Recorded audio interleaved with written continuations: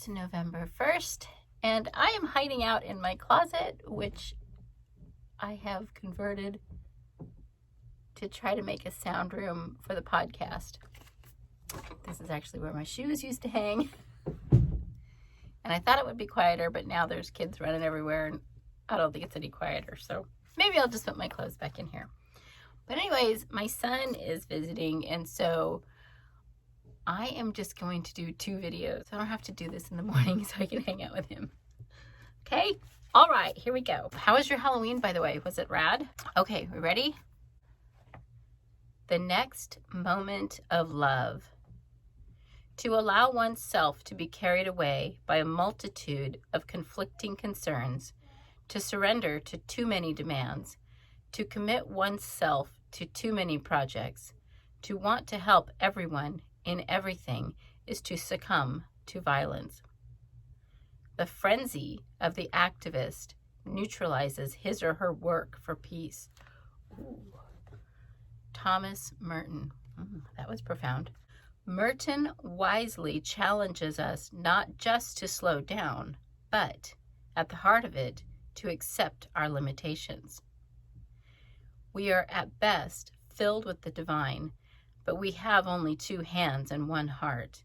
In a deep and subtle way, the want to do it all is a want to be it all, and though it comes from a desire to do good, it often becomes frenzied because our egos sees our goodness as a way to be revered. Ooh. I have done this many times. Not wanting to say no, not wanting to miss an opportunity, not wanting to be seen as less than totally compassionate. But wherever I cannot bring my entire being, I am not there. It is like offering to bring too many cups of coffee through a crowd. I always spill something hot on some innocent along the way. Helen Luke speaks to all this when she talks of the trap of good works, in an unreflective pursuit of good, pouring all their energy into the redemption of society and other people, while blind to their own personal darkness. I think I know some people like this. Probably me. Me, I'm people. It seems the old adage is a place to start. Do one thing and do it well. Though I would offer it as, do one thing at a time and do it entirely, and it will lead you to the next moment of love. Aww. So, all my perfectionist, overachieving friends out there, this is a lesson that I am really working with right now because I want to do all the things. I want to make all the crafts. I want to do all the art. I want to make all the videos. I want to record all the podcasts. And I want my house to be clean and my laundry to be put away, which I should have given up on that years ago because that is just not ever going to happen. It's just not. I live with raccoons. And so,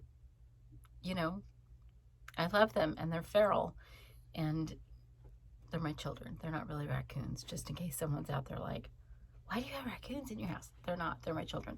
And you know what? I don't care. I have gotten to the point where with my house, I'm like, it's good enough. If you don't like me, my house not being perfectly tidy is just going to be one more thing for you to not like me for and just give you more crap to talk about me about. But you know what? It's good enough. It's good enough for us. We get through the day. The children are fed. They're clothed. We have clean beds to sleep in at night. Everything that needs to be done is done. And so in an effort to have any form of attention for my children and for my pets and for my own personal mind space and peace, I gotta let some things slide.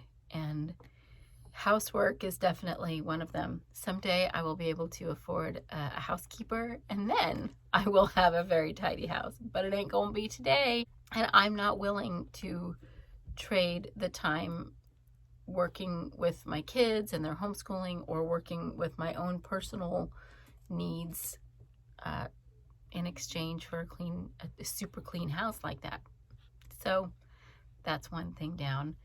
I am slowly coming to realize that even though my crafts that I love, that are so exciting and that I want to see, I don't have time for those either. So I've just been kind of giving stuff away, throwing it away, just, I don't have time for that. I'm kind of whittling down to the things that are important, that I want to do well. And it's hard because I still want to do all the things, but I can't. That's it. That's where I am. I know I am preaching to the choir here, because I know there's a whole bunch of you out there that do this. I know it. That's why Michael's and Hobby Lobby and Joanne Fabric, it's why all those places stay in business, because we think we can do all the things.